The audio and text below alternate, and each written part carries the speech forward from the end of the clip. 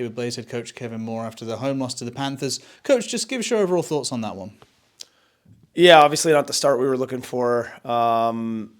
But, the third period, I thought the effort was really, really good. Like, the guys played desperate. They wanted to make our fans proud. Like, it was something I heard them talking about in the room about, giving a huge pushback for our fans and getting us back in the game. And they did that. And, I'm proud of that third period effort. I think it's something we can build on. Elijah was really skating hard, and he got rewarded with a goal. And, Kimmy's leading the way as a captain. And, love the third period. Obviously, don't like the start, but certainly the third period was great, and we hope for more to honor Pelly tonight, but just didn't go our way in the end. A couple of big power play goals as well. Nice to see some contribution in special teams. Yeah, absolutely. At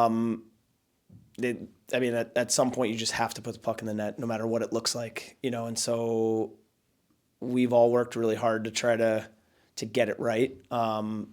Like everything in sports, you're always getting better every day, every week. So we want to grow it from there, but really pleased with the bones of that, and hopefully we just keep growing it from there. I was looking at the tracking where the shots were coming from the eliteleague.co.uk. It certainly looks like from that pattern we won the net front battle. Would you say that was fair from what the stats show?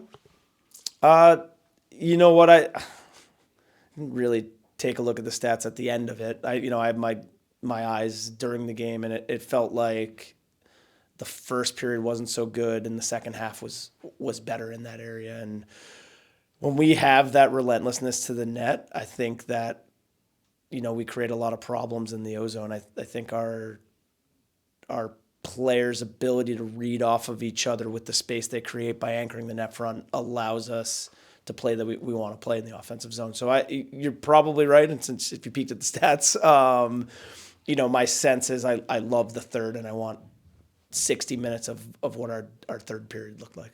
You mentioned Elijah Barriga amongst the scorers. He's been terribly snake-bit of late. Important to get the monkey off the back with that goal.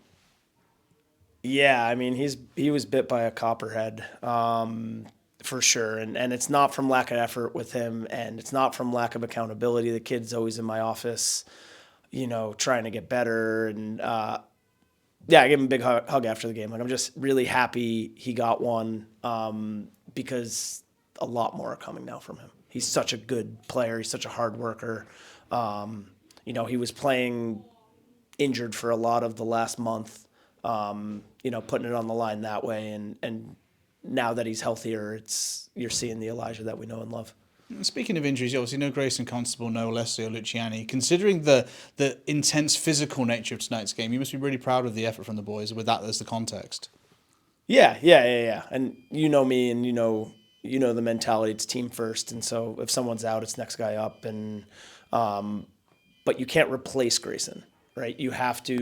Everybody has to push together to replace his contribution. And I think we had that for the most part. It's for some of our young guns, it's time to really step up and I guess grow up in some ways as hockey players, and there's a lot of responsibility being thrown on them right now, and that's the way I love it. Like, you're going to see the development, but hopefully you see the execution so we get the results. And all the young guys are just guys I believe in, so I know they'll do it for us.